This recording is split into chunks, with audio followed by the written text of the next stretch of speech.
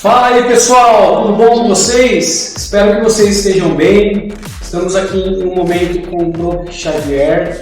Hoje eu trouxe como convidado o Ciro, um grande amigo. Bom, Ciro, seja bem-vindo. Obrigado.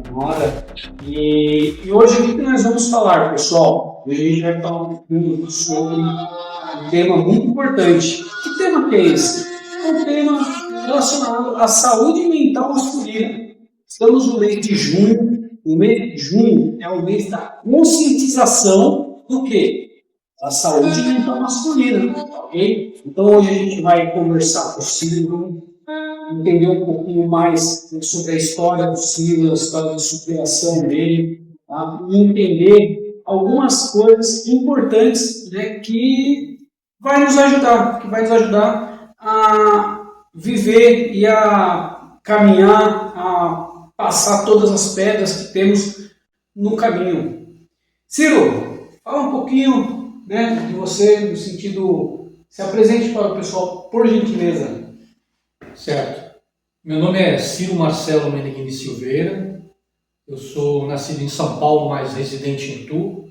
Sou formado em administração de empresas e acredito que a minha caminhada aí pode auxiliar outras pessoas que estão passando por problemas semelhantes, similares aos que eu passei na minha vida aí e que é referente a esse processo de saúde mental. Bacana, Ciro. Beleza. Ciro, vamos lá. Primeira pergunta. A gente vai começar, vou fazer algumas perguntas para o Ciro. Tá, Ciro? Fala para mim, quem que é o Ciro quando ninguém está vendo? O que o Ciro gosta de fazer? Qual que é o prazer do Ciro? Fala um pouquinho sobre esse seu gosto, para o pessoal conhecer mais você. Olha, para vocês entenderem um pouco, porque se eu falar que meu gosto, o que me satisfaz, o que me acalma, é somente a música, vocês não vão entender direito.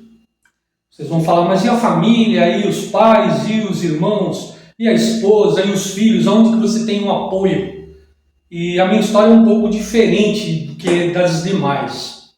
Eu tenho um amigo que costuma brincar, mas toda brincadeira traz um fundo de verdade. Ele diz que, tirando Jesus Cristo e os apóstolos, ele não conhece ninguém que sofreu mais na vida do que eu. E realmente isso é verdade. Eu vou contar um pouquinho. Desde o meu nascimento, vou procurar ser breve, mas para vocês entenderem quem é o Ciro pelo que eu passei. Bacana. E assim, quando a gente fala sobre o mês de junho, Ciro, a gente fala sobre a questão, existe um preconceito muito grande, Ciro. Por quê?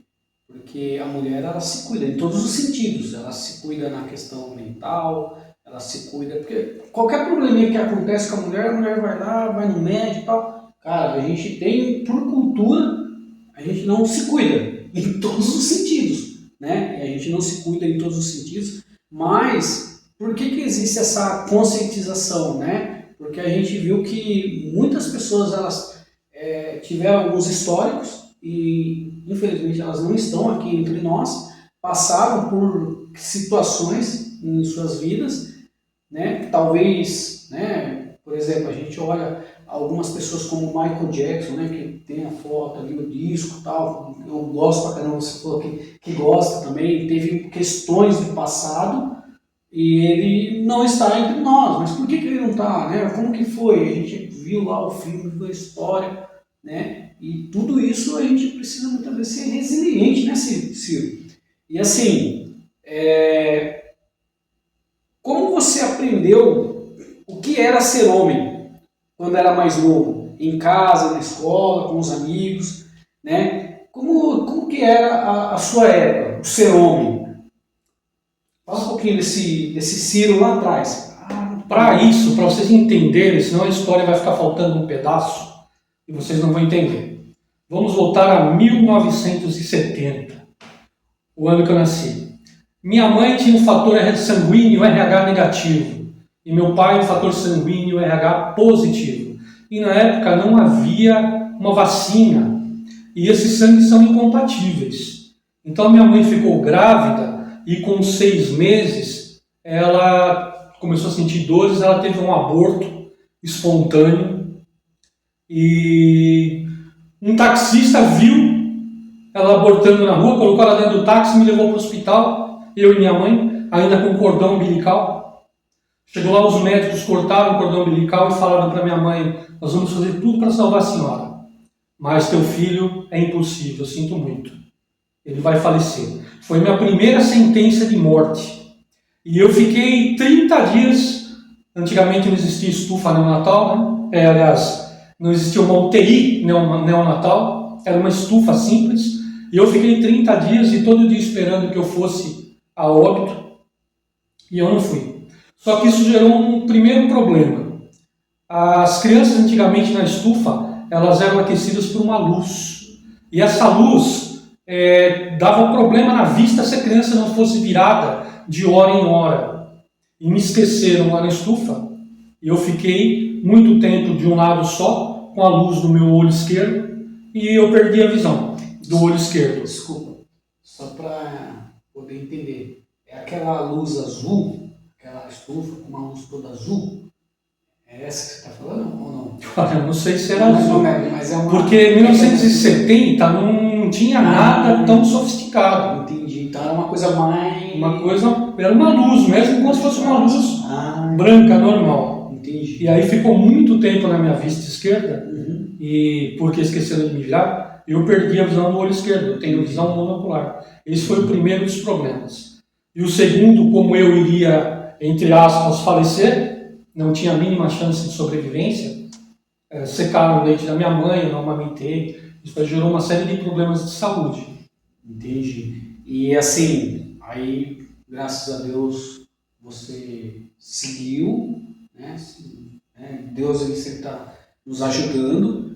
E assim, Ciro, deixa eu fazer uma pergunta. Aí um pouquinho mais adiante, como que era, por exemplo, o adolescente, eu falo a pré-adolescente, adolescente, aquela coisa relacionada a sentimento, né?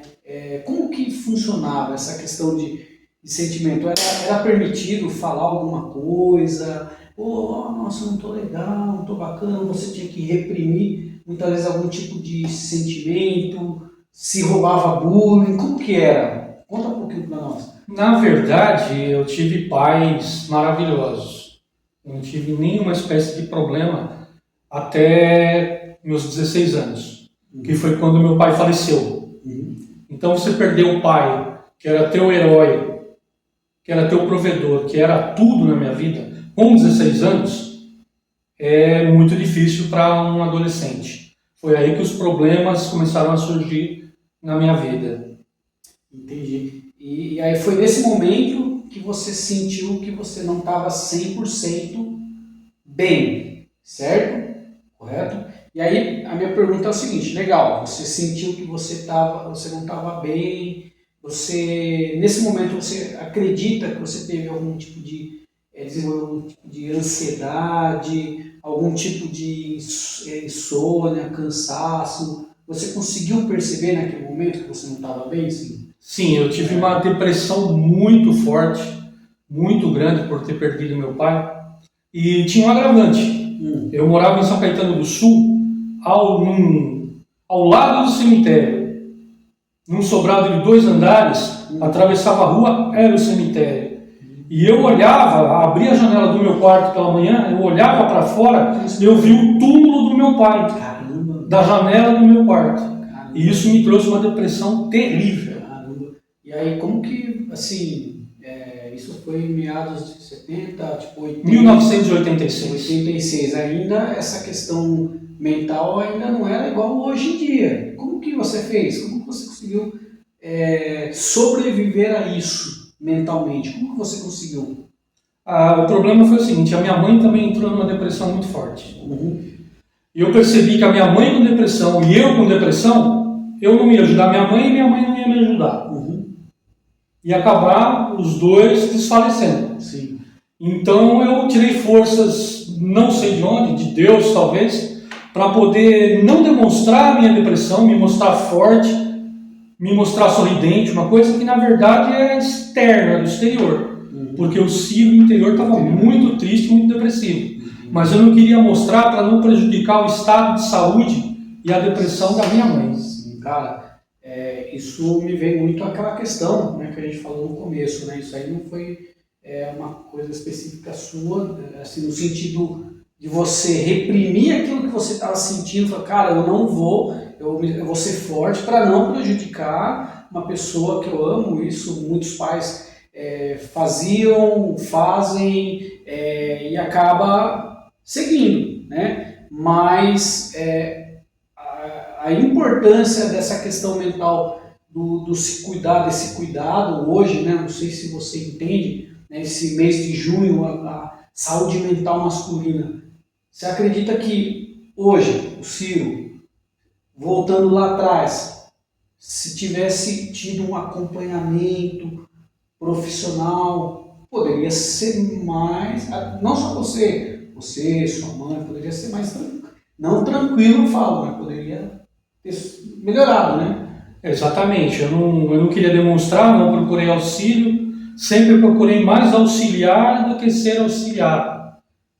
E isso aí realmente me tornou o meu caminho mais difícil. Se eu tivesse procurado um auxílio de um psicólogo, um psiquiatra, se eu tivesse me aberto para conversar com um amigo, alguma coisa nesse sentido, seria mais fácil. Até porque na época não era algo comum você se abrir, né? Não era comum, né? A gente assistia filmes e tal, mas não era comum essa questão de saúde mental, ela não existia. Na verdade, qualquer coisa que tinha ali, você era tratado como louco, não é? Ou como louco, ou as pessoas falavam, isso é frescura. É frescura, isso, exatamente, você ficava ali reprimindo e tal. Aí a gente viaja no tempo, né? Porque a gente não vai conseguir contar toda a história do Ciro. Beleza, o Ciro passou essa fase, né? Estudou, né? E aí a gente vem um pouquinho mais adiante. Beleza, Ciro. E aí, conta um pouquinho sobre assim, aquele momento que você começa a namorar, a conhecer outras mulheres, e isso influenciou alguma coisa no seu relacionamento? Você acredita que sim, você acredita que não? Conta um pouquinho para nós. A princípio, sim. Quando eu comecei a namorar, me apaixonei perdidamente por uma moça, você não pensa outra coisa, né? Você pensa 24 horas por dia no teu amor. Sim. Isso aí, a princípio, me ajudou bastante. Bastante. Me ajudou a superar a depressão, a ansiedade. Foi realmente muito bom. Seria como um tratamento para mim. Realmente me ajudou bastante. Não que isso perdurasse pela vida toda. Né? Sim. Até porque você comentou aí um assunto, Ciro. Legal, bacana. Passou por várias situações. Não tinha aquela questão do psicólogo, psiquiatra, mas eu sempre costumo falar assim, essa questão da terapia, às vezes a gente olha assim, mas eu preciso de um psicólogo. É importante pra caramba, é importante, é muito importante, mas quando a gente fala sobre as terapias complementares, a gente entra nessa questão. Cara, a terapia complementar, muitas vezes você tem aquela pessoa do seu lado para poder te ajudar, para poder te ouvir, para pegar e falar assim, cara, vou sentar aí, vamos conversar, vamos trocar uma ideia. Ciro, a gente cantou, a gente tocou junto, a gente fez parte do mesmo grupo. Fala para mim a sua questão da música. Como que foi a música na sua vida? Só foi lá naquela época ou foi antes? Olha, a música sempre foi importante, porque meu pai cantava. Meu pai cantava aqui em Itu, tem um restaurante muito famoso, não sei se eu posso dizer o nome ou não. Pode, sim, pode. Aí o pessoal pode, de outras cidades pode vir para conhecer. Que é o Bar do Alemão, que é um restaurante muito fino, muito bom, muito conceituado aqui. Uma parmegiana ótima lá, que eu ainda não experimentei. A melhor do mundo. A melhor do mundo. E meu pai cantava no Bar do Alemão, isso em 1950. Caramba, meu, olha, 1950. Você tem esse contato com a música já... Veio no DNA, veio de herança. Que legal. Depois meu irmão, que eu pretendo, se eu puder também rapidamente contar um pouquinho da história dele. Pode, claro. Meu irmão também cantava num grupo de pagode. Caramba. em São Caetano do Sul. Caetano. E eu ia assistir os shows do meu irmão, às vezes ele me chamava no palco para cantar com ele. Isso eu com 15, 16 anos de idade. Então, a música passou do meu pai para o meu irmão, passou para mim, e a música até hoje é muito importante. E assim, você falou do seu amor, tudo mais, mas assim, a música também foi algo terapêutico para você, nesse sentido de te ajudar? Sem dúvida nenhuma, porque há um ditado que diz que a mente vazia é a oficina do diabo. Então, quanto mais você ficar pensando no seu problema, mais o problema vai te prejudicar. E eu ficava pensando em música, em ensaiar música, em cantar, aprender a letra, e aprender música, em tocar, e isso aí me ajudou bastante. Bacana. Aí, vamos lá, eu peguei as perguntas aqui, mas a gente vai conversando de uma forma natural. Cara, aí aí você teve essa questão, essa virada, né, essa virada de chave, né, quando você conheceu a pessoa, né, o amor, né, que você se apaixonou bastante e tal. Você quer relatar um pouquinho desse histórico, se você teve filhos, se você não teve, fica à vontade para você falar, se você quiser falar. Não, fala. é importante. Pode falar. Para vocês entenderem a saga de Ciro Marcelo, né? Sim. E pode ficar à vontade. Realmente, no princípio, me ajudou bastante, não vou mentir, né? E eu me casei muito jovem, eu me casei com 19 anos, muito novo. A minha esposa era mais velha do que eu. E tive um filho com ela em 1994, nasceu o meu filho, e foi um períodos mais felizes da minha vida, né? Só que coisas aconteceram. Sim. Isso daí realmente inclui bastante a saúde mental do homem também, o que aconteceu. Porque enquanto o homem ele é provedor, ele é bem sucedido, e eu tinha um salário extremamente elevado para os padrões do Brasil, durante 10 anos do meu casamento. Eu era gerente de uma empresa, eu tinha um salário fantástico. Para você ter ideia, hoje eu ganho 20% do que eu ganhava. Isso aí realmente... E quando falam de amor, eu costumo perguntar: que amor? O amor de Jesus Cristo, que nos ama mesmo nós sendo pecadores? Nos ama mesmo sem nós entregarmos nada para Ele? Muito pelo contrário, Ele que entregou a sua vida por nós pecadores? Ou o amor do homem, que você é amado enquanto você pode oferecer alguma coisa? A partir do momento que você não é mais provedor, que você não oferece mais alguma coisa para o teu ser amado, para o teu cônjuge, aí ele deixa de te amar. Eu lembro um pouquinho, não sei se você já viu, uma palestra do Clóvis de Barros, ele fala sobre o amor. Não sei se você já chegou a ver. Não. Ele fala exatamente isso que você falou, sobre a questão do amor, os vários tipos de amores, né? E como que as pessoas elas estão dispostas, né? A partir do momento que elas têm, elas já não querem mais. Aí você tem ou você tem outros amores, né? Que tem a ver com você querer o bem pela pessoa, né? E quando não existe, aí a gente entra na parte da ética, você entra na parte do caráter, de você pegar e falar: peraí, eu vou fazer aquilo que é o correto, né? Aquilo que não vai machucar, né? E assim, você teve lá o seu filho, tudo mais. Você nessa época, né?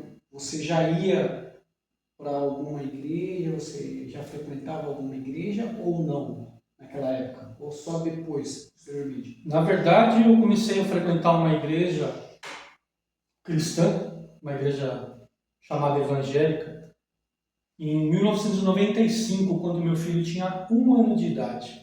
A minha esposa teve uns problemas graves de saúde, problemas espirituais, e foi onde eu procurei auxílio, né? Porque eu bati em várias portas e nenhuma me ajudou. E realmente eu procurei a igreja evangélica para poder ter esse auxílio. E durante muito tempo foi uma bênção na minha vida. Me ajudou no meu casamento, ajudou a minha esposa na saúde dela. E foi assim, durante um bom tempo. Eu frequentei igrejas evangélicas, né? Hoje não frequento mais, por mais de 20 anos. Caramba, essa questão aí de igreja, a gente vai falando sobre vários assuntos, né? Querendo ou não, a gente vai ligar isso daí na saúde mental também, porque alguém está assistindo a gente aí nesse momento e fala assim, professor, eu não tenho religião. Ok, a gente respeita as pessoas que também não têm religião. Só um adendo. Sim. Hoje eu também não tenho. Sim. E a gente respeita, a gente tem que respeitar, isso é importante. Ah, eu não tenho uma fé, tal, não importa. Né? Mas o importante é que cada um de nós possamos conseguir encontrar um caminho para poder ter uma saúde mental legal. Naquele momento, a igreja ela se fez importante, era na década de 90, década de 90, finalzinho de 2000. Pelo menos eu entendo que a igreja ainda ela tinha muito esse papel, né? Esse papel do acolher, o papel do cuidar, e eu entendo que seja ela uma igreja evangélica, católica, seja uma religião espírita, seja qual for, o maior papel é o cuidar, é o acolher e cuidar. A partir do momento que você perdeu isso, fica complicado, né? Porque a gente vê que várias pessoas dentro da própria igreja acaba se acabando. E a gente vai chegar nesse assunto aí. Né? É um assunto polêmico, não sei se você vai querer falar, sim, mas é necessário, porque a gente está falando do quê? Saúde mental masculina. Né? E a gente tem por histórico e cultura aquela questão do quê? Do conservadorismo, porque eu sou crente, evangélico e não sei o quê, sou devoto e tal. Mas o mais importante é o quê? É a saúde mental. E aí, Ciro? Você foi para várias igrejas e tal, seu filho nasceu, correu tudo bem durante muitos anos. Pode contar, pode ficar à vontade. Na verdade, correu excelentemente bem. Enquanto eu tinha o meu trabalho, o meu salário excelente, eu pude comprar um terreno no melhor bairro da cidade. Eu construí uma casa lindíssima em questão de um ano. Eu tinha carro zero, minha esposa tinha carro. E até aí estava tudo bem. A partir do momento que a empresa que eu trabalhava me dispensou e eu fiquei desempregado, sem salário, sem dinheiro, deixei de ser provedor, aí as coisas parece que virou uma chavinha. Aí as coisas mudaram. Isso meados, que ano mais ou menos? 1999. 1999. Caramba, e aí você continuou casado? Como que foi? Eu lembro que eu conheci você na Renascer em 2006. 2006. Nessa época você já ia para essa igreja ou você não ia? Conta um pouquinho para nós. E assim, eu continuei casado porque eu nunca desisti do meu casamento. Nunca. Eu fiz o que eu pude, eu queria discutir o relacionamento, melhorar os pontos que poderiam ser discutidos, sendo que a maioria das vezes quem quer discutir relacionamento é a mulher, não é o homem. Sim. O homem não gosta disso. E eu fiz o contrário, eu queria discutir, eu queria melhorar, porque eu queria salvar o meu casamento. Só que a minha esposa ela já falava assim, não tem nada que discutir, não tenho que melhorar, é assim e acabou. Então não havia diálogo. E é como eu falei, parece que virou uma chavinha. Aí ela mudou, começou a... Eu não sei se ela se transformou numa outra pessoa ou se realmente ela começou a mostrar a pessoa que ela era. E eu amava a imagem que eu fiz dela, não ela. A imagem lá atrás, lá no começo, você tinha uma imagem daquela pessoa que fez tão bem naquele momento e aí depois, de repente, virou a chave por causa da questão financeira. Porque eu vejo assim, em alguns casos, por exemplo, Silvio, que a mulher ela tem um filho, aí às vezes tem a depressão, pós-parto, tal, não sei o que. acontece muito isso, né? Aí a pessoa acaba não conseguindo se encontrar. É por isso que eu falo que essa questão de terapia, passar por psicólogo, fazer terapia familiar é muito importante, porque, igual você falou, ah, não, legal, eu estava disposto a fazer tudo aquilo que fosse possível, mas o outro lado ele precisa também a fazer uma análise e falar assim, peraí, vamos lá, será que eu preciso de ajuda? Porque, cara, todo mundo precisa de ajuda. Eu aprendi na minha vida o seguinte, não dá pra gente falar assim, não, eu não preciso de ajuda. Todo mundo precisa de ajuda, entendeu? E não depende, por exemplo, é que eu falo, a igreja ela tinha que começar a parar e analisar o seguinte, peraí, como que eu posso ajudar? Como que eu vou pegar, chegar lá, ajudar? Certo? Pode continuar. Aí você continuou casado, e aí pode seguir. Aí eu vou falar que realmente eu vejo erros em mim que eu tive, né? Ninguém é 100% perfeito, todos nós somos falhos.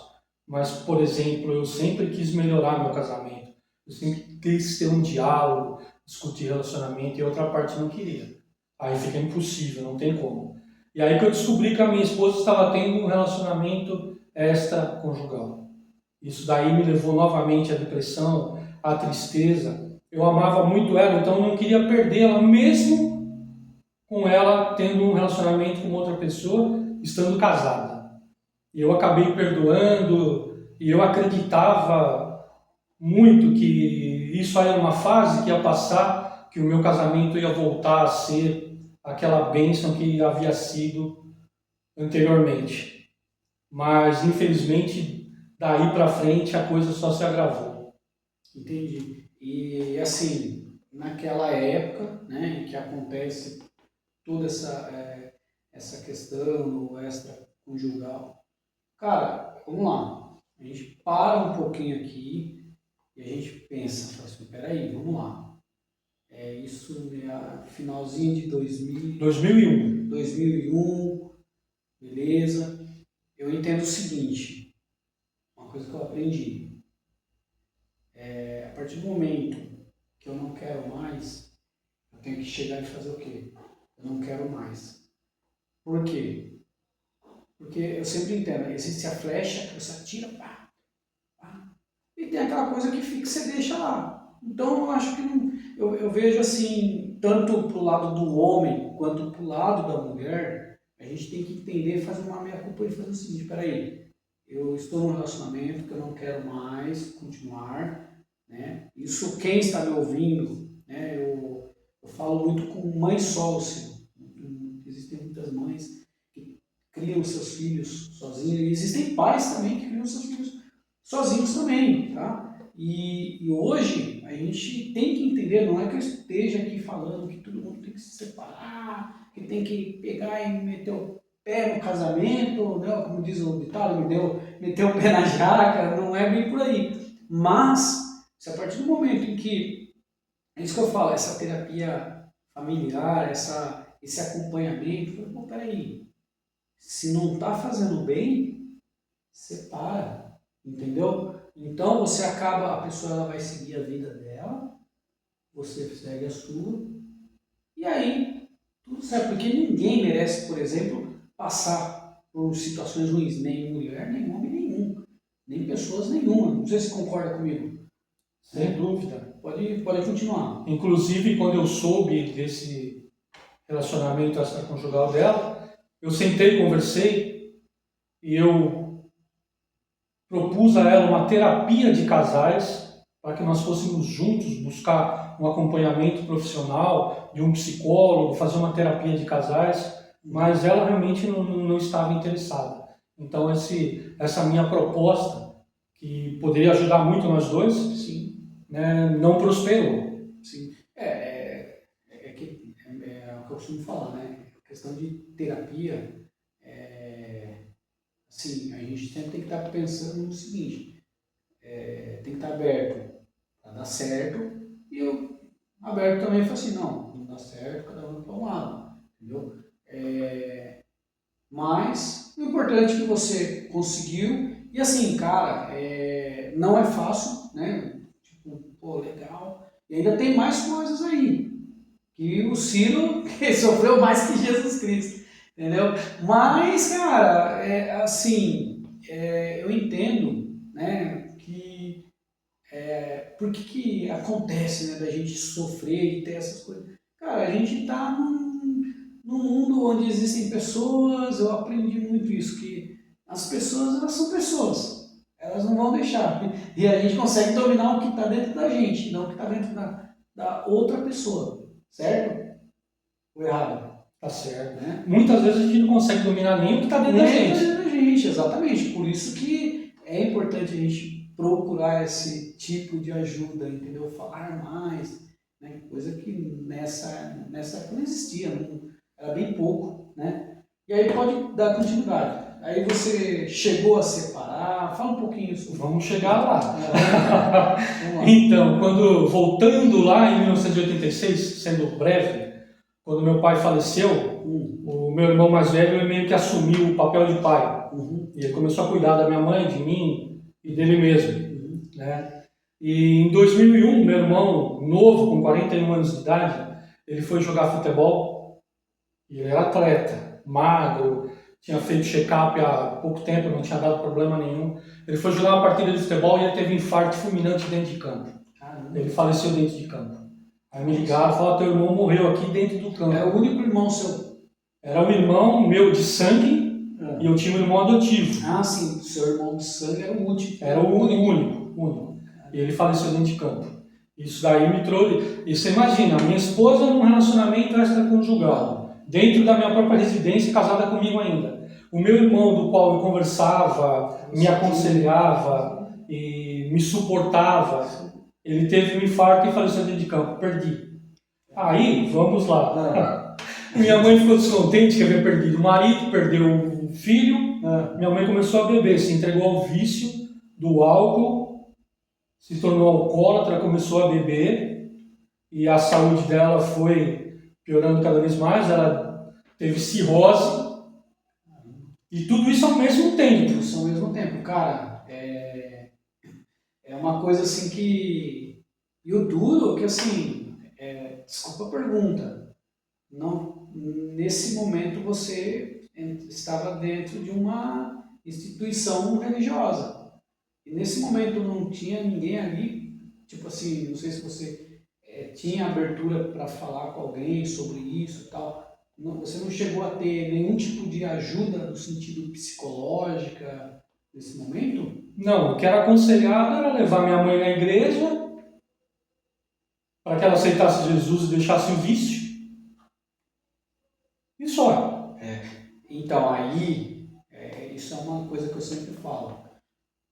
Não é que nós estamos aqui falando sobre que as igrejas, as religiões, elas sejam ruins. Não é isso. Eu, quanto professor de sala de aula, eu nunca falei mal de religião, de instituição nenhuma. Só que as pessoas que utilizam da religião, existem hoje muitas pessoas que elas utilizam da religião, das instituições, para quê? Para o benefício próprio. Não conseguem entender, né, essa dinâmica. E assim, agora eu estou falando para você que é pastor, que é padre, que tem aí um cargo de comando que eu não conheço muito bem, né, que na parte do espiritismo, umbanda, qual seja a religião. Pessoal, vamos começar a entender, a se preparar, tá, para poder cuidar de pessoas. Porque é muito simplista você chegar e falar assim, olha, nós vamos orar para ela largar a bebida. Ok, beleza, bacana. É uma parte importante? É uma parte importante, mas não é tudo. É uma parte que precisa, por exemplo, de ter uma pessoa especialista para poder conversar, saber conversar, dialogar, né? Buscar ajudar as pessoas, não fazer assim, fazer o mal. Eu acredito que você deve ter se sentido assim, pô, Essa galera não está querendo me ajudar, né? Ou não? Na verdade, eu acho que foi mais um despreparo da liderança da igreja. Sim, sim. Eles não estavam preparados para isso. Colocam qualquer pessoa sem um mínimo conhecimento, sem um mínimo estudo. E as pessoas, quando se veem com um problema grave, muitas vezes não sabem o que fazer. E assim, hoje, né, hoje a gente tem várias alternativas, né? Tem fazer uma faculdade de psicologia, terapia, curso de terapia, tem várias terapias integrativas. A gente, a gente tem hoje muitas possibilidades, né? Então hoje já não dá. Mas e aí, seguindo? Então, ela nunca conseguiu se libertar do vício do alcoolismo, né? Uhum. E ela teve cirrose. Até quis levá-la para morar na minha casa, para que eu cuidasse dela, mas ela nunca aceitou. E a situação de saúde dela foi se agravando cada vez mais. E eu ia todo dia à noite visitá-la, levava alimentos, né? Levava o jantar dela, porque ela não conseguia mais levantar para poder fazer o jantar. Eu a levei em muitos médicos, né, em Itu, fizemos todos os exames possíveis e imagináveis e realmente não tinha mais condição, não tinha a mínima possibilidade de cura. Ela foi desenganada. O último médico que eu levei falou assim: olha, tua mãe tem no máximo 30 dias de vida, nada mais do que isso. E eu, indo na casa dela toda noite, levava alimentos para janta, deixava o almoço e no dia seguinte voltava novamente à noite. Só que houve uma noite, fazia realmente praticamente uns 30 dias que eu ia toda noite, que tinha uma festa na igreja que eu frequentava. E a minha esposa falou assim: poxa, vamos na festa na igreja? Daí eu falei assim: não, eu preciso levar comida para minha mãe. Aí ela falou: liga para tua mãe, vê se tua mãe tem alguma coisa para comer. A gente vai na festa na igreja hoje, amanhã cedo você vai visitar tua mãe e leva comida para ela. Uhum. Aí eu liguei para ela e falei: mãe, você tem o que comer? Ela falou: tenho. Eu falei: você quer que eu vá? Eu falei: porque tem uma festa na igreja, né? Uhum. E a minha esposa quer que eu vá na festa na igreja. Ela falou: não, filho, não precisa vir hoje. Eu tenho o que comer. Pode vir amanhã cedo. Fui para a festa na igreja, ficamos a noite toda na festa. A hora que acabou, fomos embora para casa. E no dia seguinte eu acordei 6 horas da manhã, porque eu estava preocupado de não ter ido no dia anterior, e fiz uma compra, e fui levar a compra para minha mãe, legumes, frutas, verduras, que era só isso que ela estava comendo. E a hora que eu entrei no apartamento dela, porque eu tinha a chave, eu entrei no apartamento dela, eu entrei no quarto.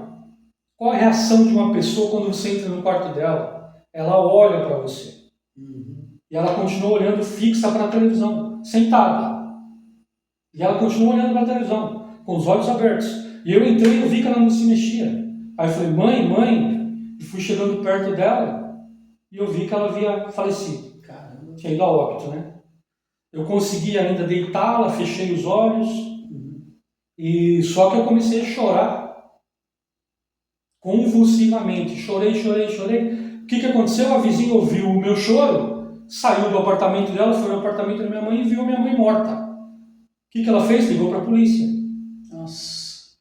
Aí chegou a viatura da polícia e viu a minha mãe morta. Até provar que focinho de porco E não sangue pelo apartamento todo. louco. Litros e litros de sangue. Na cozinha, no corredor, no quarto, no banheiro. Ela deve ter levantado e perdeu muito sangue. Aí a polícia chegou, viu um cadáver, sangue pelo apartamento todo, e eu lá. Ou seja, você é suspeito de assassinato. Caramba. Mais essa. Aí me levaram preso. Nossa. Pela morte da minha mãe. A sorte que Deus nunca me desamparou, e a hora que eu estava chegando na delegacia, que eu saí do camburão, passou um amigo meu. E viu, parou o carro imediatamente e falou: O que aconteceu? Eu falei, estão me prendendo pelo assassinato da minha mãe. Ele falou, mas que loucura é essa? Eu falei, ela morreu de cirrose. Mas estão me prendendo aqui.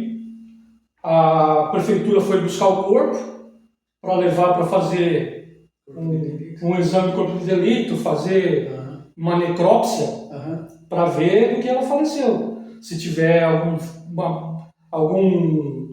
furo causado por um objeto perfuro cortante, ou uma bala, ou envenenamento, alguma coisa que causasse uma morte não natural. Aí ele falou, você tem os exames do tamanho? Eu falei, tenho, estão todos em casa. Aí ele foi até minha casa, pegou os exames, levou na delegacia, o delegado viu. Aí o delegado falou, então eu falei o seguinte, ele falou, tá aqui, tudo bem. Ele falou, mas mesmo assim eu preciso que o médico examine o corpo. Aí levamos pro IML, o médico examinou o corpo, viu que não tinha nenhuma perfuração, nada, não havia envenenamento e realmente havia sido cirrose, mesmo porque ela estava verde. A minha mãe era loira, ela estava verde. Os olhos amarelos são sintomas da cirrose, né? E aí o médico realmente falou, não, realmente ela faleceu de cirrose.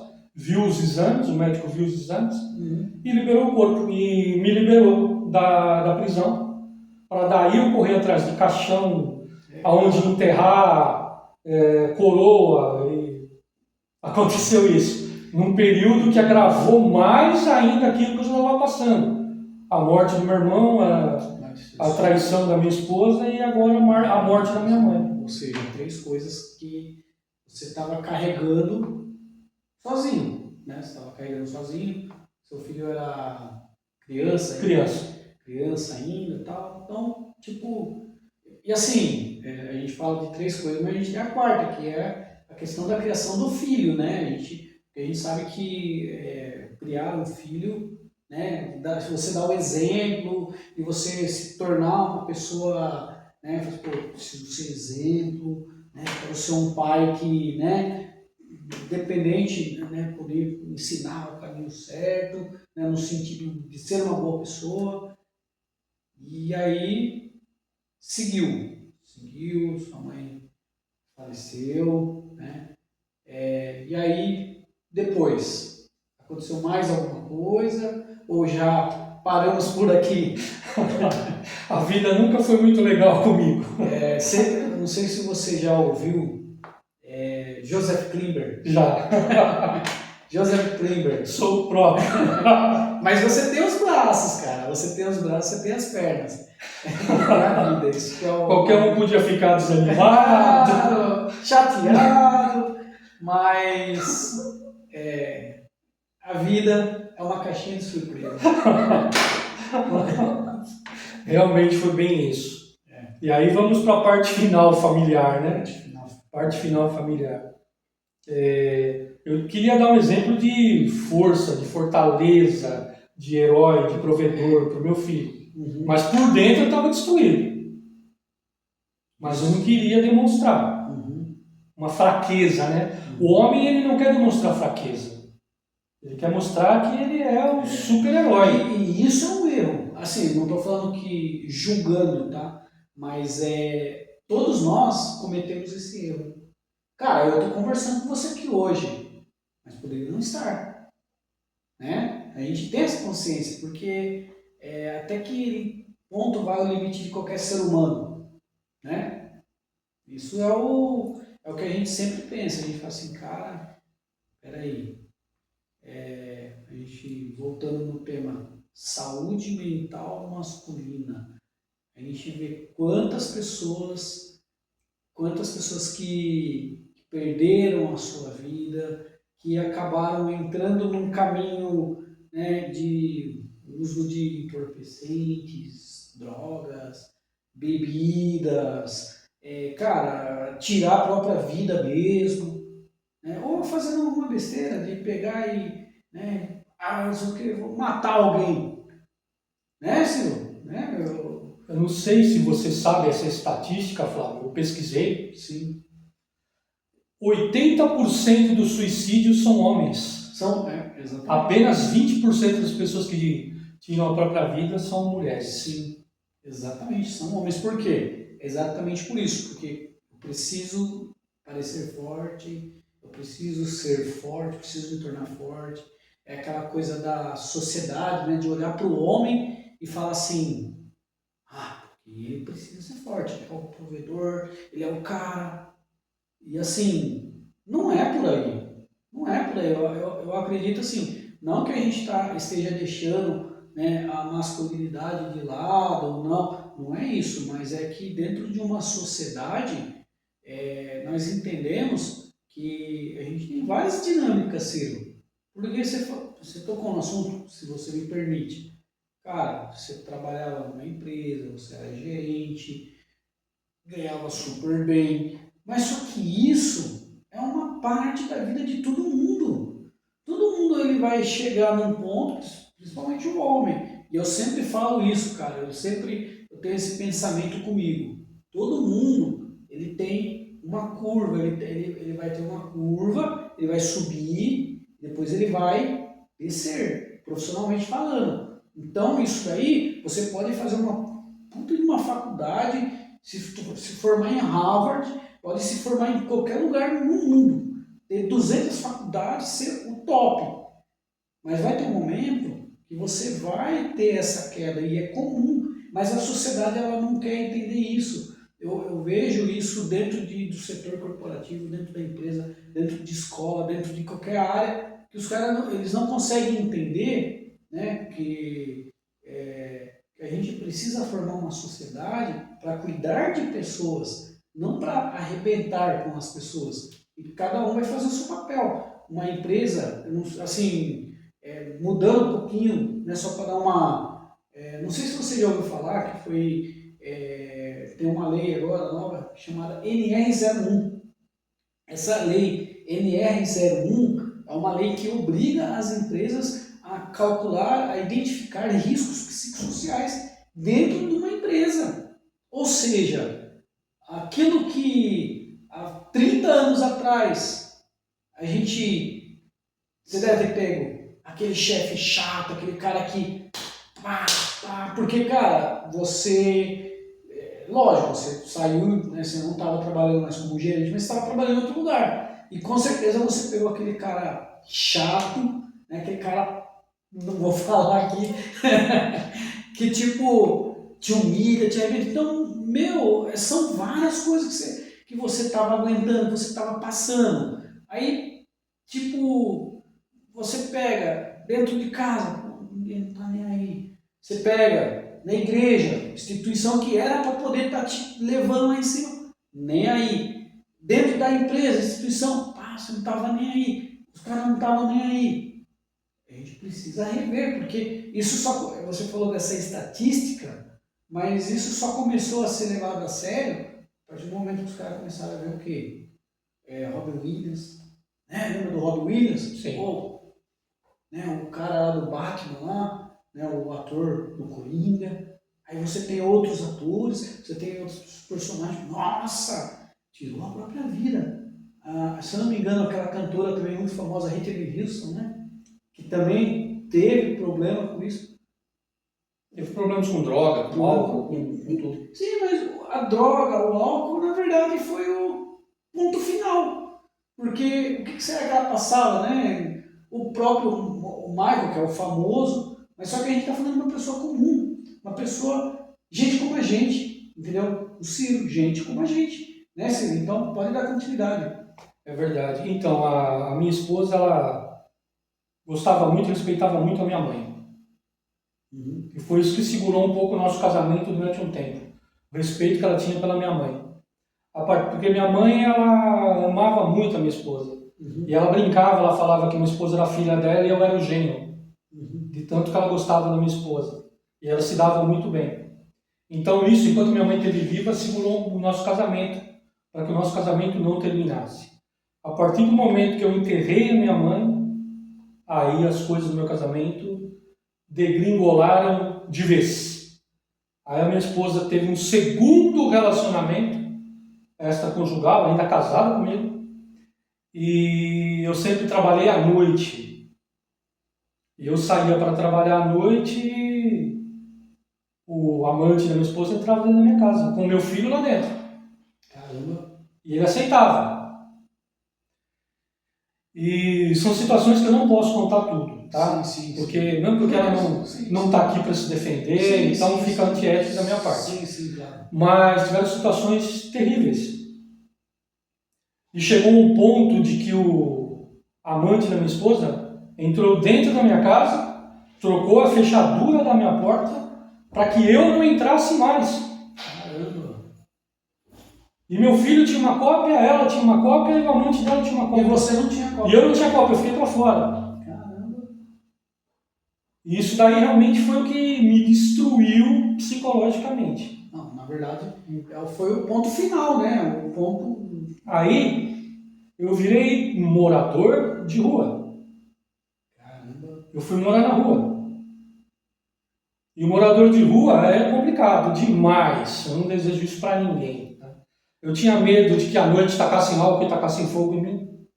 Então eu ficava a noite toda andando e dormia de dia. E desculpa a pergunta, você ficou quanto tempo morando na rua? Eu fiquei 4 meses. 4 meses, cara. Morando na rua. Gente, não é um dia, 4 meses. A empresa que eu trabalhava fechou, eu fiquei sem receber. Não tinha mais casa para ir, para morar. E fiquei morando na rua, virei um morador de rua. Aí o que começou a acontecer? Alcoolismo em mim. Eu comecei a beber, que, vamos dizer, 95% dos moradores de rua se tornam alcoólatras. Por causa do frio, né? Bebe para poder aquecer. Para poder aquecer. Eu passei frio, passei fome, passei sede. E todo o dinheiro que eu conseguia vendendo alguma coisa que eu tinha, livro, disco, relógio, alguma coisa que eu peguei, que eu consegui pegar, eu vendia e eu bebia, eu gastava em bebida. Eu gastava em pinga, em vodka. E minha vida foi isso. Eu comecei a beber. Aí eu tive um pastor. Essa foi uma virada. Foi uma virada. Foi a virada. Foi o momento que o Ciro ele começa a ter alguém por ele. Foi uma situação que eu estava na rua e esse pastor passou e ele me conhecia porque o Fábio sabe, eu canto, né? Nós já cantamos, tocamos juntos. Sim. E eu já fui cantar na igreja desse pastor. Isso há 25 anos atrás. Esse pastor me viu, ele parou o carro, ele olhou para mim e falou assim: "Você não é o Ciro, né?" Caramba. Aí eu falei: "Sou eu." Ele falou: "Cara, o que aconteceu? Você tá sujo, barbudo, fedendo." Eu falei: "Pois é, eu tô morando na rua." Ele falou: "Não acredito, você é rico." Eu falei: "Sou rico não, fui rico." Eu falei: "Não tenho mais nada, não tenho mais mulher, não tenho mais família." A pessoa tinha uma visão sua lá de trás. E aí... Aí eu falei: "Então, eu virei morador de rua." Aí ele falou: "Há quantos meses você está morando na rua?" Eu falei: "Há 4 meses." Aí ele me abraçou, começou a chorar. E ele falou assim: "Não está mais morando na rua, filho. Você está morando na minha casa." Caramba. E me levou para morar dentro da casa dele. Junto com a mulher e 2 filhas. Cara, ainda existem pessoas que têm um coração bom, né? Existem pessoas que... E aí foi onde eu comecei a me reerguer. Aí ele me levou para cortar o cabelo, me levou para fazer a barba, comprou roupas novas para mim. Fez currículo, falou: "Filho, vai entregar currículo, você vai arrumar um emprego." Começou a me ajudar a procurar trabalho, arrumei um trabalho. Eu fiquei morando 7 meses na casa desse pastor. Até eu conseguir alugar um apartamento e sair de lá. Mas não parei de beber. Continuei Porque você tinha adquirido o vício. o vício. Continuei com o vício. Eu chegava a tomar às vezes 1,5 litro de vodka por dia. Por dia, todo dia. Meu organismo criou uma necessidade do álcool. Caramba. Me tornei dependente. Como que você conseguiu, assim, a gente teve uma atitude de uma pessoa que acredito, ele viu você cantando. Pessoal, entenda uma coisa. Ciro, o que você fez por esse cara? Para ele, nada. Nada. Não é questão do fazer, não, cara, Ele simplesmente viu você. Fui um dia cantar na igreja dele. Um dia, viu você uma vez na vida. E assim, tipo, o cara, ele teve uma questão social, uma questão humana, né? Que muitas vezes outras pessoas talvez tenha passado. Chegou a algumas pessoas que te conheciam a ver você. Sim, aí me julgava. Aí julgava, tá bebendo, porque não sei. Tá em pecado. Tá em pecado.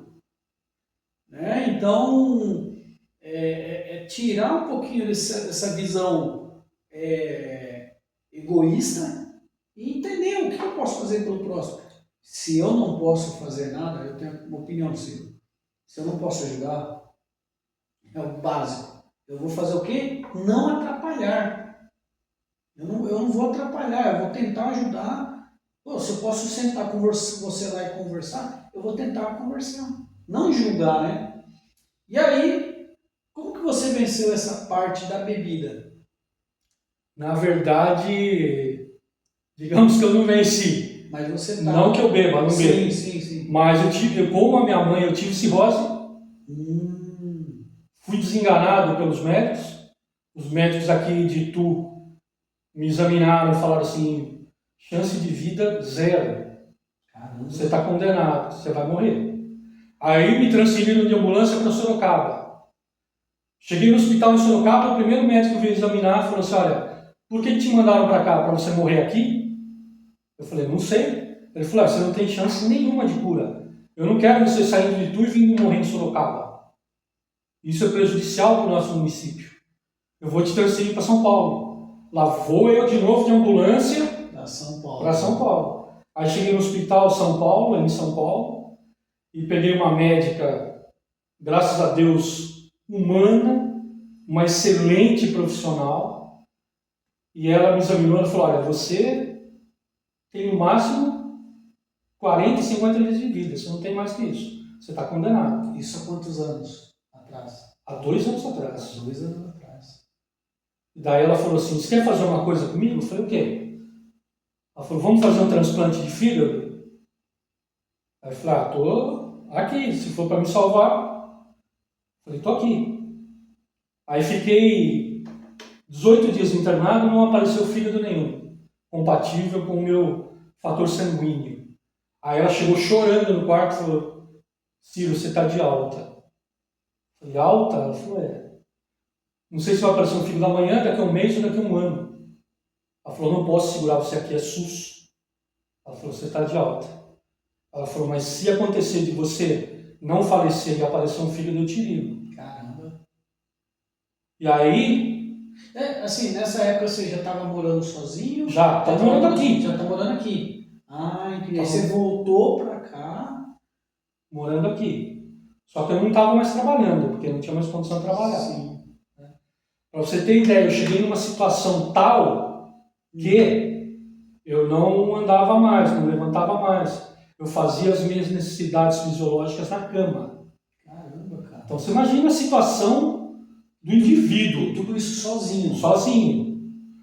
Fazendo as necessidades na cama, sem conseguir levantar. Caramba. As vizinhas, os vizinhos aqui vinham e traziam comida para mim. Eu deixava a porta aqui do apartamento aberta e trazia comida para mim. Só que ninguém me ajudava a levantar, ir no banheiro, eu não conseguia. Então eu cheguei a ficar no fundo, esse foi o fundo do poço. Aí um dia eu estava... Tipo assim, você achou assim, você falou, cara, passei por tanta coisa, agora eu vou seguir. Aí de repente, do nada, bum! Cai doente. Desenganado. Porque esse foi a pior, né? Acho que tudo, assim, não falo que você supera tudo, tal, mas as outras coisas você consegue ainda ter a força, mas depois que a saúde ela é testada... Aí realmente é o fim, né? É o fim. Você não vê uma luz no fim do túnel, né? Desenganado pelos médicos de Itu, desenganado pelos médicos de Sorocaba, desenganado pelos médicos de São Paulo. Aí eu vim de ambulância, voltei de ambulância, o rapaz da ambulância me carregou, me colocou aqui na cama. E eu fiquei esperando a morte chegar. Não tinha outra solução. Aí um dia que eu estava com muita dor, muito mal, aí 3 horas da manhã tocou meu celular. A hora que eu olhei, Hospital São Paulo. Cara, Aí eu falei, graças a Deus, chegou meu filho. Aí a médica atendeu. Oi, tá vivo ainda? por enquanto eu tô. Por enquanto. Tô aqui na área. Aí ela falou, acabou de entrar um fígado compatível com você. Se você conseguir chegar aqui em 1 hora e meia, eu vou fazer o transplante. Se você falar para mim que não dá, eu tenho um outro paciente que mora aqui no mesmo bairro do hospital. Em 10 minutos ele está aqui dentro do hospital. Aí eu vou transplantar ele. E aí, você vem ou não? Mas como que você, tipo assim, estava deitado, você não tinha como levantar, como que você fez? Então, eu tinha o telefone de um motorista de ambulância aqui de Itu. Aí eu liguei para ele e falei, chegou meu fígado, você tem como você vir? Ele falou, 10 minutos eu tô aí. E eu deixava essa porta aqui do meu apartamento, eu deixava aberta, né? Uhum. E aí ele chegou, bateu lá no portão, uma outra vizinha foi abriu, ele entrou com a maca, me colocou na maca, em 1 hora e 30 minutos estava dentro do centro cirúrgico.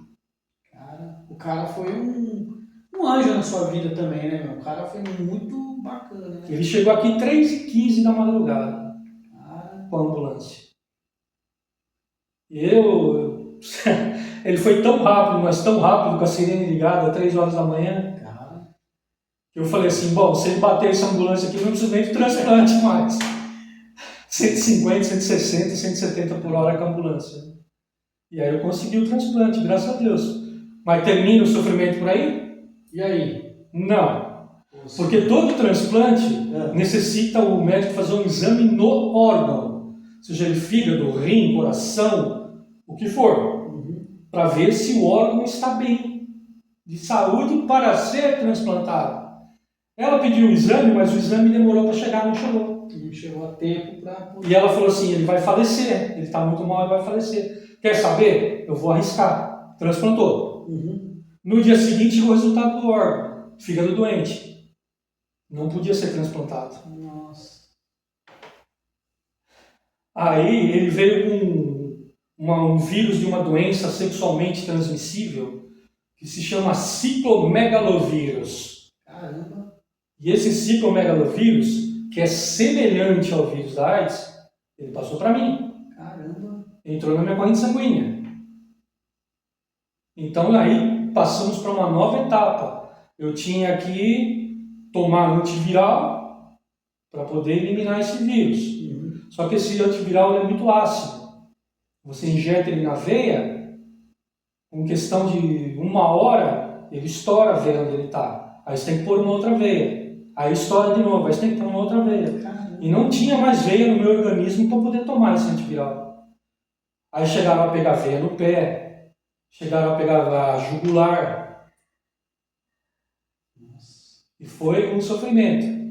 Aí eu fiquei 73 dias internado. 73 dias. Praticamente eu virei morador do hospital, né? Isso lá em São Paulo. Em São Paulo, no Hospital São Paulo, na Vila Clementino. E aí foi, depois de 73 dias, o vírus desapareceu do meu organismo, né? E aí que eu tive alta. Você teve alta. Cara, é uma história assim bem impactante. E assim, eu costumo dizer assim, que às vezes a gente tem uma ideia de superação no sentido... Porque todo mundo, quando você olha, você fala assim, eu vejo algumas entrevistas, algumas coisas, igreja, testemunho, tá? Não, porque eu fiquei rico, porque eu fiquei milionário, porque eu construí um carro, não sei o quê. E para mim, sinceridade, para mim, superação, né? A superação não tem a ver com você ficar rico, ficar milionário, não tem a ver com isso. Superação é o quê? É você, com todas as dificuldades, você continuar, porque assim, Joseph Klimber, Joseph Klimber, porque, cara, você ainda continuar e falar assim, eu vou continuar, eu vou continuar. Você está trabalhando, Sim. certo? Está vivendo a sua vida em paz, né? Consigo mesmo, Sem depressão? sem depressão, né? Entendeu, né? Que assim, aí eu pergunto para você, Ciro, aí a gente já tem esse momento. Então, esse seria o momento da virada. Quando a gente fala da virada, não é sobre ficar rico, milionário. Qual que é o momento da virada para você? Que você fala assim, cara, agora eu tô tranquilo. Foi quando eu acordei na UTI. Quando você acordou da UTI. Quando eu acordei na UTI, depois do transplante. Depois do transplante, você estava com a barriga, eu acho que falei que meu número de sorte agora é 73. 73 por quê? Porque eu tomei 73 pontos na barriga e fiquei 73 dias internado. 73. Aí é o seu número da sorte. Então, o momento da virada foi quando eu voltei da anestesia, com a barriga toda costurada. E tem umas fotos depois, se você quiser eu te mostro. Sim. E realmente, quando eu acordei na UTI, eu vi que eu havia sobrevivido ao transplante. Porque tem muita gente que não sobrevive ao transplante. Aí eu vi e falei, pô, daqui pra frente é vida nova. Passou um filme na tua cabeça, assim, cara... Engraçado que... continua palmeirense, hein? Continua palmeirense. Engraçado que quando eu perdi meu pai, eu achei que era o ápice do sofrimento. Quando eu perdi meu irmão, eu achei que era o ápice do sofrimento. Quando a minha esposa me jogou para fora, eu virei morador de rua, eu achei que era o ápice do sofrimento. Mas ainda faltava uma parte para passar. Faltava uma parte. Eu acredito que tudo assim, o pessoal costuma falar, eu vejo muito meme, o pessoal fala assim, pô, então eu vou virar mestre, então, de tanta coisa que eu tô aprendendo na vida. Né? Eu quero parar de aprender. Diz que Deus dá as batalhas para os seus melhores guerreiros, né? Sim. Eu devo ser o Rambo, então. Não, mas você sabe, Ciro, que quando eu encontrei você no Face, né, se eu não me engano, no Facebook e tal, e aí a gente começou a conversar, começou a falar, né, você contou um pouquinho para mim, e eu tenho esse canal, né, essa forma de poder transformar a vida das pessoas, não de forma religiosa, não de forma, mas transformar, porque assim, Ciro, eu entendo que alguém está me assistindo, alguém está nos assistindo agora nesse momento e vai olhar o Joseph Klimber brasileiro, né, e entender o quê? Cara, às vezes a gente reclama de muita coisa, né, é isso? Na verdade... E cada que você gostaria de passar para essa pessoa que está nos assistindo? Não desista. Se eu estou aqui hoje é porque eu nunca desisti. Apesar de todas as dificuldades, todos os problemas, todos os transtornos, eu nunca desisti. Eu sempre acreditei que eu ia superar, eu sempre acreditei num amanhã melhor, e foi isso que me manteve vivo, e por isso que eu estou aqui. Porque eu conheci pessoas que por muito menos tiraram a própria vida, por muito menos desistiram. Mas eu sempre me neguei a desistir. E tem um fato extremamente curioso que eu quero contar. Por favor. O tempo que eu tinha uma belíssima casa própria, carro zero, uma esposa linda, um filho maravilhoso, tinha tudo, minha mãe, meu irmão, eu vivi em depressão. Aí você me pergunta, por quê? Não sei. Tinha um vazio dentro de mim, uma depressão, uma tristeza. E hoje, vamos lá, vamos enumerar um pouquinho. Perdi meu pai, perdi meu irmão adotivo, que eu não contei, que faleceu de Covid. 2020. Perdi a minha esposa, meu filho não fala comigo, perdi o meu filho, perdi a minha saúde, havia perdido meu trabalho, perdi tudo. Tudo que um homem pode perder, eu perdi. Foi como Jó. Como Jó, eu estava pensando aqui exatamente isso.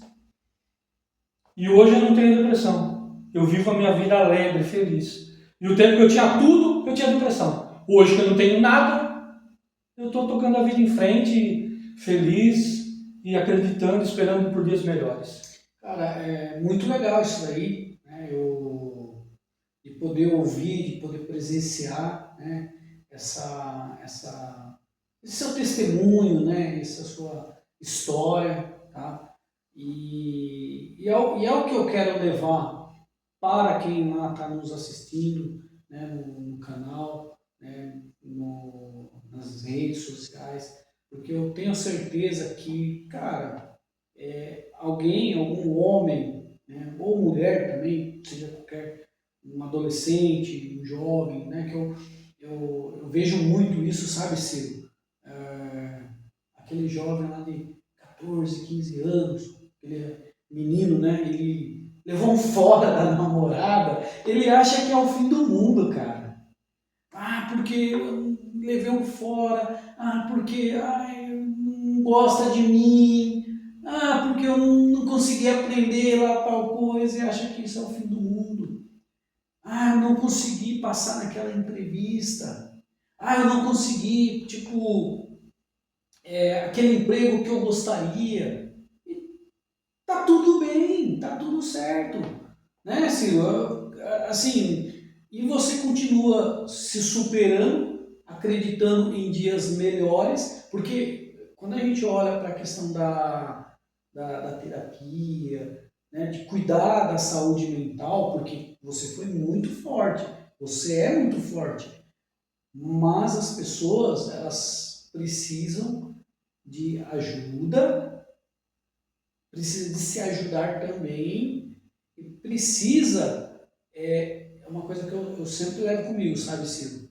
Se colocar no lugar do outro. Sim. Se colocar no lugar do outro, né? Eu vejo muitas pessoas que falam assim, a pessoa tá ali, tá é mimimi. Não é mimimi, você não sabe o que passa na vida de ninguém, né? Eu não quero desmerecer de forma alguma a dor de ninguém, né? Mas a gente precisa entender, se eu não posso ajudar, eu não vou atrapalhar, né? Então eu acho que a conscientização da saúde masculina, né, da saúde mental masculina começa ali.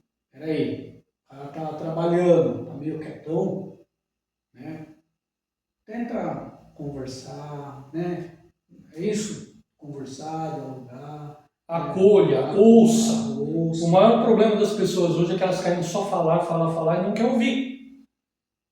Ouça o que a pessoa tem a dizer. Pergunte, investigue. Às vezes só o fato da pessoa falar, o problema já ajuda, já é uma válvula de escape. Sim. E sempre haverá um novo amor, um novo dia, um novo trabalho. Nada é perdido. Sim. E você gostaria de deixar alguma mensagem para quem está nos assistindo, Ciro? Por favor, fique à vontade. Em primeiro lugar, não se feche. Não esconda o seu problema. Procure um auxílio. Procure uma terapia. Procure um amigo. Se abra. Fale. Não perca a esperança. É importante, não estou falando de religião, porque hoje eu não frequento nenhuma. Mas tenha fé em Deus. Converse com Deus.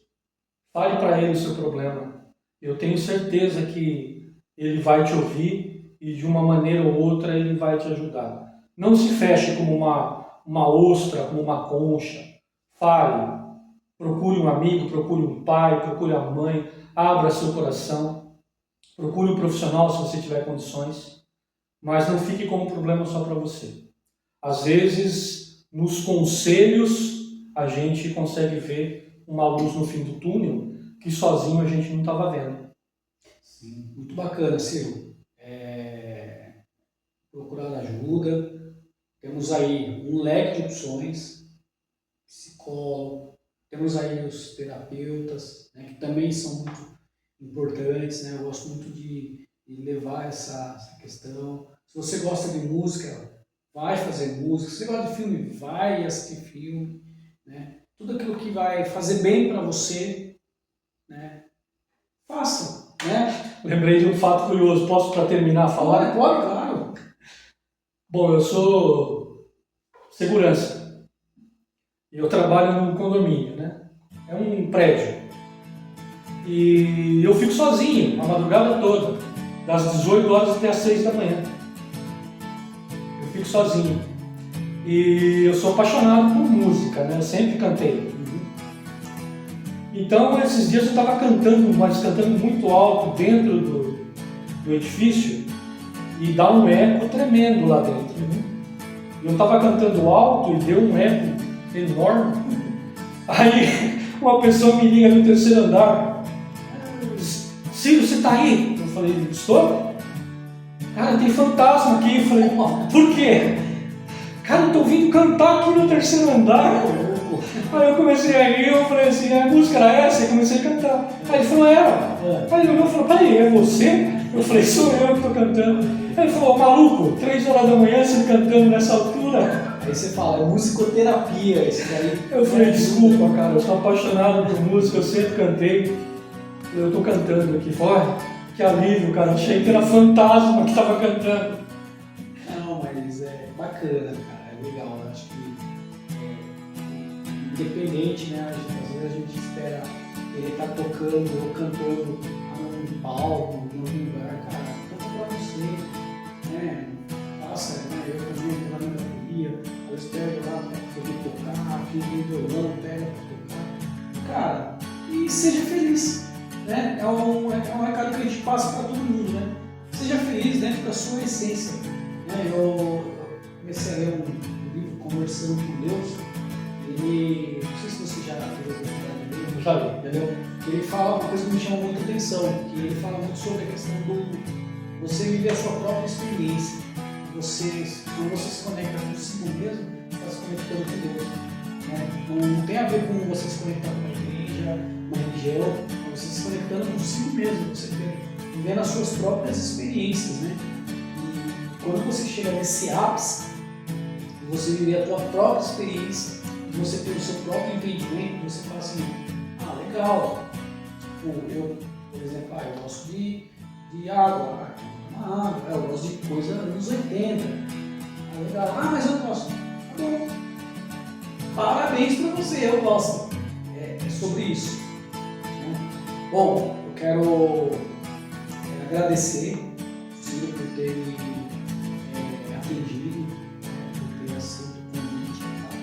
Muito obrigado mesmo, eu me sinto honrado de estar aqui entrevistando você, tá? E quero desejar a todos vocês aí que estão nos assistindo, que vocês aí tenham uma boa vida, uma vida com uma essência bacana de si próprio, né? Se você tiver aí um problema, uma questão mental, procura um profissional, procura ajuda, procura se conectar com pessoas que realmente vai fazer o bem para você, né? E isso é importante, né? Não espere você chegar num ponto, né, na sua vida, ou de repente você ocasionar aí problemas piores, tá? Então procure ajuda sempre, não tenha preconceito. A sua vida vale mais que tudo, ok? Um abraço. Obrigado, cara. Obrigado eu. Tchau, tchau, pessoal.